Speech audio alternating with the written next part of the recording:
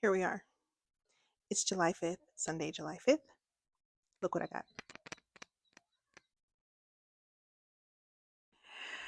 It's a microphone. After like a year of saying that I needed to get one, I finally got one. Last week, someone told me I should start a YouTube channel. I didn't have the heart to tell them that I already had one. So I just said, okay. And decided to get back on here for the year. Missed a couple months. So it's been a couple months since I've been on here. A lot has happened. Your girl's tired. We're at the height of summer. Days steadily in the 90 plus. We're working anywhere from 5 to 8 to 9 hours a day outside, a little bit in the morning, late morning to the afternoon, and then when we can, squeezing a little bit into the evenings. So it comes with the territory, that high summer, full days, full schedules. So I think my last garden tour was April. I'm not going to verify that. I'm pretty sure it was April, and we missed May and June, unfortunately. The front yard garden was looking crazy. So y'all didn't miss anything as far as like what the garden was looking like, unless you wanted to see the hollyhocks getting brown and dry, and then tons of grass and weeds coming up. Actually got so bad, someone reported us to code enforcement. Spent the last 2 weeks getting up between 5:30 and 6 so we could take care of the front yard. And we've gotten a few things replanted. So I thought, what better time than the present to give you guys a tour of our front yard farm. And then hopefully I can stay consistent through the rest of the year, at least through the end of October. We're going to call our farming season at the beginning of November. So we're going to take a break November, December, but we'll probably still spend a good chunk of time just doing cleanup and resetting for next year, where we won't actively be planting things and selling farm goods. But I do want to show you guys what the front yard farm is looking like as we've gotten it cleaned up over the last couple weeks. I've gotten a couple things replanted. There's still some cleanup to do. It's the reality of working with nature. Things are always changing, stuff is always growing, stuff is always dying also. So you'll get to take a look at what weeds we have in the garden, what's done for the season, and what we have going. What we're planting now here at the beginning of July is going to be for fall harvests. So anyone who's new to the gardening realm, you have your spring season, your summer season, your fall, and if you choose to grow in the winter, if you're in zone 8A like we are, then you can. But what we're planting now is for a fall harvest. So let's take a tour.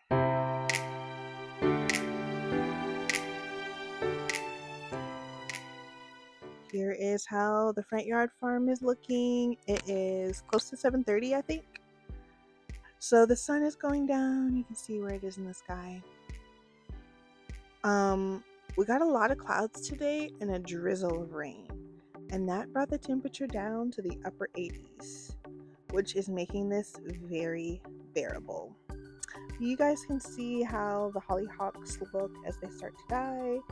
They are just tall brown sticks with the seed pods, and they don't look very aesthetic, but that's just how they look when they die. So maybe it was bothering some people.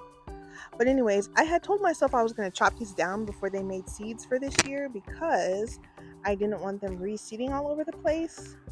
Unfortunately, that didn't happen. But this is how it's looking. The overall view. I'm not going to walk across the front like I have been the last couple months, because I would like to complete this tour before it's dark outside. So I'm going to try to make this less than 30 minutes. Yeah, you can see the things that we've recently planted. We've got some fresh pine shaving mulch down, and I'm glad that I have this microphone because some people are still shooting fireworks. So let's hop on down and take a look closer look at how things are growing. I am so glad that I waited until 7 o'clock to do this garden tour because I was thinking about doing it around 5. I saw it was still 90 degrees and I changed my mind. One hand is holding my phone, one hand is holding this microphone, so I'm not going to be able to point at anything. I don't feel like clipping the microphone to my lapel, so I'll just zoom in on things I want to tell you about. This right here is a hollyhock. This was self-seeded from like a year or two ago. We have some more self-seeded hollyhocks here and things in the midst of cleanup. You can see our fertilizer and trays and cups from where we've been transplanting things. That'll get cleaned up tomorrow morning. I'm not doing it tonight. I'm also trying to avoid the mosquitoes. So this bed is ready for an overhaul. We had some Shasta daisies right there. They are perennial, but they were not a long-lived perennial in this garden bed. It was just too hot and this soil drained too quickly for them to enjoy this environment. So I think I actually might end up just letting this whole bed volunteer to hollyhock. They're so pretty in the spring, so we'll see. In this second in-ground brick bed, this is what we call our brick beds, we have hollyhock, and these are pickling cucumbers that I started, I think, in May, early to mid-May. They're called pickle bush. And then I direct seeded some bush beans here at the base of these cucumbers. And I want to say maybe it was like last week. Yeah, last week I direct seeded these and they're just now starting to germinate. I can see them just starting to break the surface of the soil. So we can take a closer look so you can see what that looks like. Okay, here are the bush beans starting to break the surface of the soil. I'm so glad they're starting to germinate. I get a little bit nervous when it comes to direct seeding beans because at times they can have a tendency to rot. And this soil drains really quick and dries out really fast. So I have to water it a couple times a week. To ensure that seeds will germinate more readily in this soil. So, but these cucumbers are doing well. I transplanted them maybe 2 weeks ago and they had just a couple days of transplant shock, but they are greening up really nicely. I put some of the fertilizer in the planting hole and then also put fertilizer and I think it's iron phosphate. It's like the snail and pill bug bait that dehydrates them, I think, so that they won't eat your seedlings because we have quite an issue with pill bugs in our garden, especially because we use so much wood chips and wood shavings. Where these pine shavings are here at the base, I do have daffodils. Of course, you can't see them because it's not their season. And over here, more pickle bush cucumbers. This is a peony in its second year, maybe. For some peonies, it can take up to like 5 years before they bloom. And if you don't take care of them, which I didn't do last year, nor the beginning of this year, it could take longer if you don't keep their roots watered. So there's another peony there. I am not going to plant anything at the base of these cucumbers on the side where the pine shavings are. On this, on the unmulched side, I also put bush beans there. And I was thinking about maybe trying to do radishes or something over here, but I'm not going to. I'm just gonna keep it mulched up so that the cucumbers don't have to compete with anything. When the cucumbers are done, I'll probably direct sow sweet peas, the flowers, like I do every year on these cattle panels, or like I've done for the past 2 or 3 years. There's more daffodils here at the base of this bed. I am going to plant my bush bean seeds over here sometime this week. This was my latest planting of the pickle bush cucumbers. And by the time I got some of them in, they weren't doing that great. So you can see where I have lost some of my cucumbers. But I think I might end up just starting another succession, and then if I end up having somewhere to put them, great.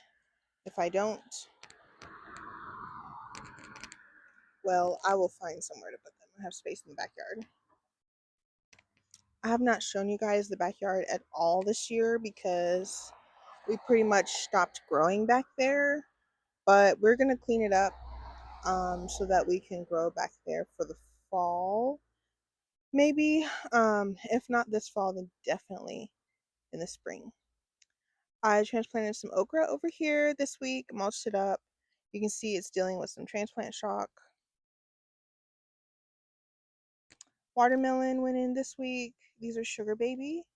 That's the name of the variety. Mulched them up. They had 2 days where they were completely wilted, but now I'm trying to keep moisture on them a little bit better. There is daffodils at the base of this bed. Hollyhocks that are done for the season. I think I might put some more watermelon over here. So sometime this week, I'm going to finish pulling all of this grass out. I'm going to finish cutting down these hollyhocks. And that is a zucchini plant that I'm just seeing what it's going to do. I transplanted it there much later than I should have. Okay, this is bed number 3. In the spring, I had ranunculus over here, and once the ranunculus finished, I didn't really do anything with this area, as you can see. So there's quite a bit of grass growing up. I think for the fall, I am going to direct seed pro cut sunflowers and African marigolds for cut flowers to have for the farmers market. I'm hoping I can get a significant amount before the end of October because our market goes through October. And then same for this bed over here. In the spring, daffodils come up. They did not do that great this year, and I think that was partly because I have not been consistently fertilizing nor watering this bed.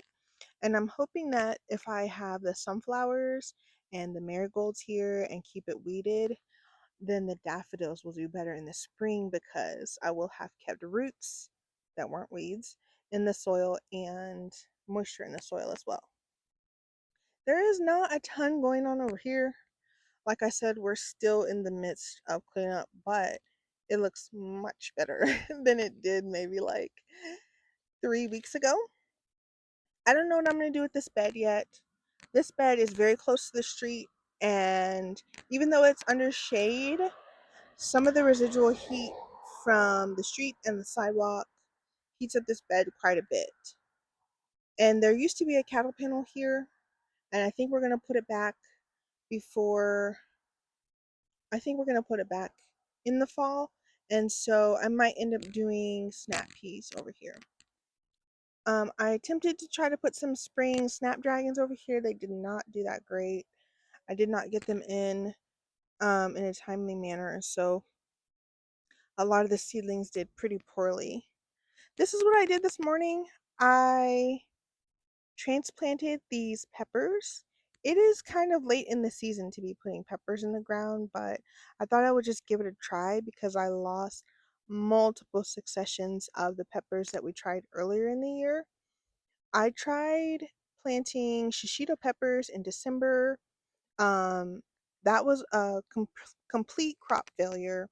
Um, they just they just didn't do anything, and I don't know if it was because we weren't fertilizing them enough or the soil didn't stay warm enough. And then we tried to seed them again in February, and that didn't work out. So in April, it was either the end of April or beginning of May, I seeded these in cups. These are called jalapenos. They are a non-spicy jalapeno, and I transplanted them today. It was hot. I transplanted them early in the morning. Evening would have been better, but it was pretty cloudy most of the day. But you can see a couple of them look really sad, actually. I'm going to come a little bit closer. Okay, there's like 11 plants over here, so I'm not gonna allow myself to stress too much about it. If I could just get a few, that would be great. I just really want to see what they taste like. I'd love to pickle some jalapenos and also maybe do some bacon wrapped cream cheese jalapenos and then freeze them for some fun snacks. Um, but yeah, this is where I put them. I mulched them heavily with the pine shavings. They got super faint midday, but they're starting to perk up a little bit. Because I didn't really fully harden them off. So that's what I chose to do because I just didn't want to go through the hardening off process. These have been in our greenhouse in our backyard, but our greenhouse in our backyard does get evening shade. It's underneath a eucalyptus tree. So it does get some shade. Up here, we're underneath a mulberry tree, so it does get shade, but it does get a good amount of sun. And of course, the heat of the sun and the heat off of the street um, can have a tendency to create a little bit of a struggle when things first get transplanted. But you'll hear me say I'm not going to baby my seedlings. Only the strongest survive. And then that way, if I want to save seed, they're acclimated to our environment. And I'm going to plant enough seeds so that if I lose a few things, I don't have to be too sad about it.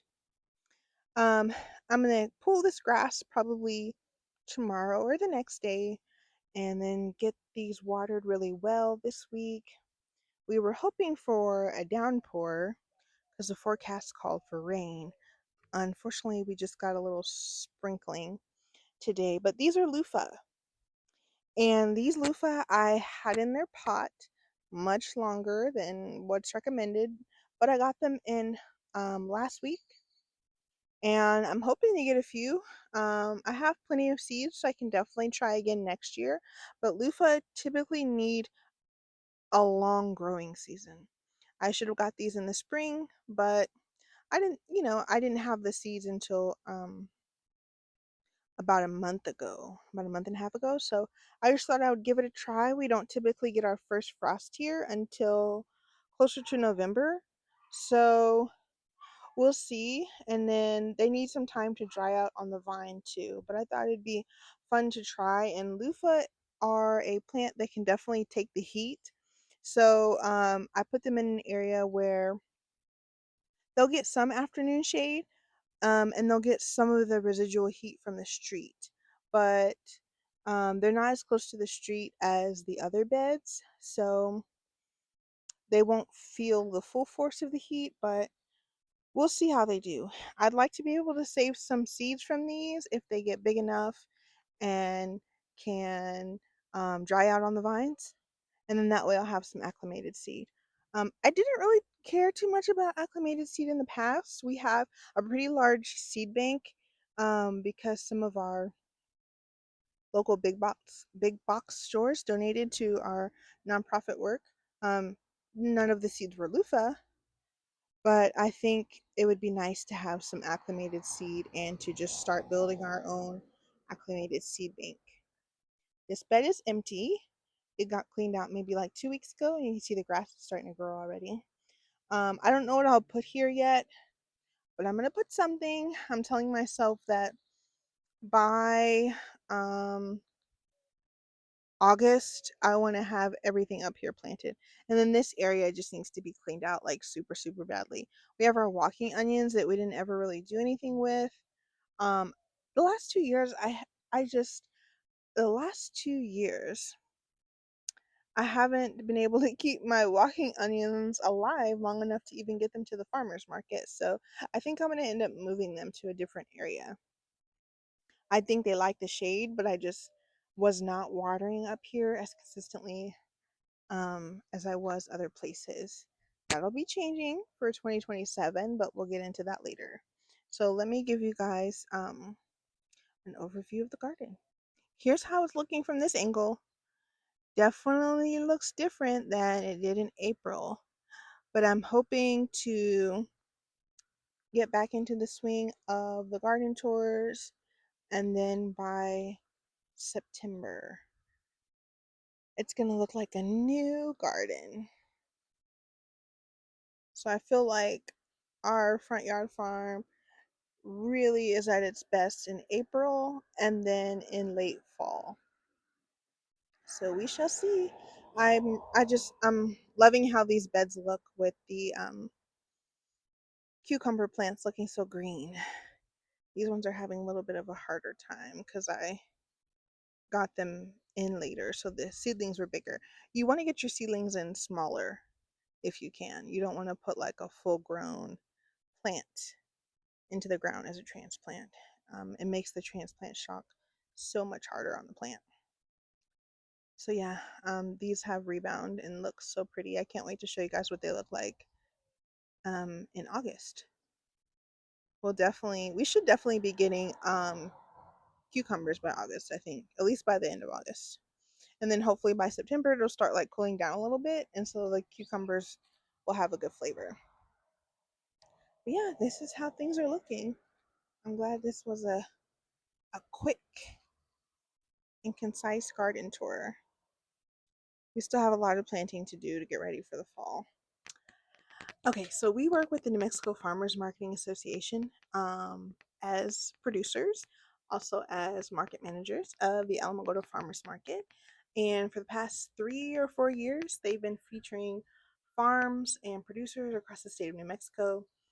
Actually, I don't know if I can make this announcement yet, but I'm talking about it right now because I just got an email from them um, at the end of last week um, asking for some information to feature our market and our urban farm. I'll have more details in the months to come. Check out my Facebook page. You can find it if you just search Courtney McCary. My profile page is in creator mode, so you can see special announcements and stuff. And then I'll probably also share some information on the Alamogordo Farmers Market page.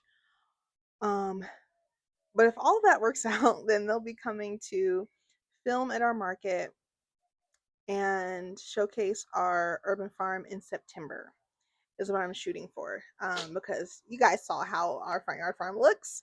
It needs some work, so I'm hoping by September I can have everything fully planted, if not the front and back, at least the front, and have it looking like nice and tidy and things growing and producing. So by September my goal is to get everything up here cleaned up, camera ready, and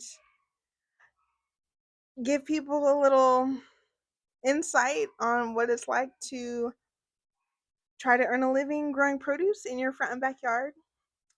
And at our community farm too. I'd love to be able to showcase our community farm too. I don't know if we'll have enough time to be able to do all that, but for the next July, August, and however long we get at the beginning of September, we're going to be going full force trying to get everything cleaned up so it can look good. Because the feature that they make, they're beautifully done pieces showcasing the markets and the producers across the state, and then they're shown during the annual conference to market managers and producers from all over New Mexico. And so I want to represent for Alamogordo and show markets and producers across the state that we're trying something out here too.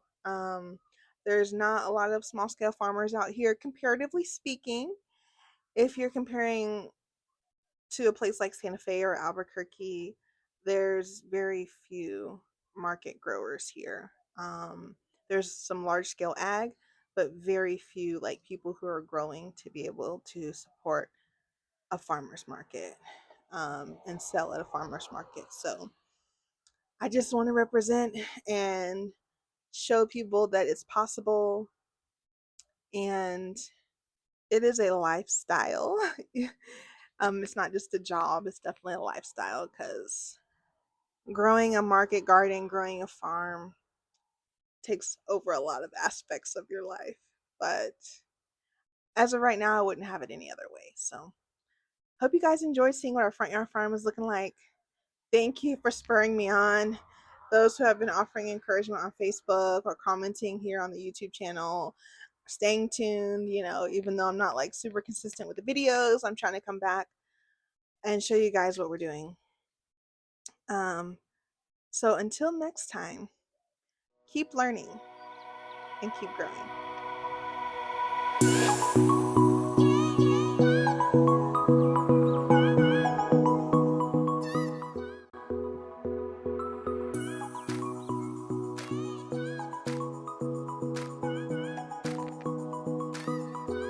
So yeah, that's how the garden is looking.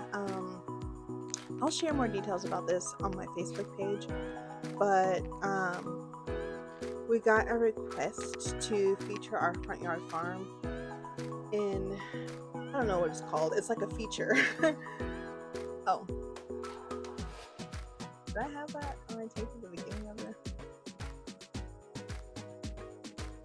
I'm not recording my intro again.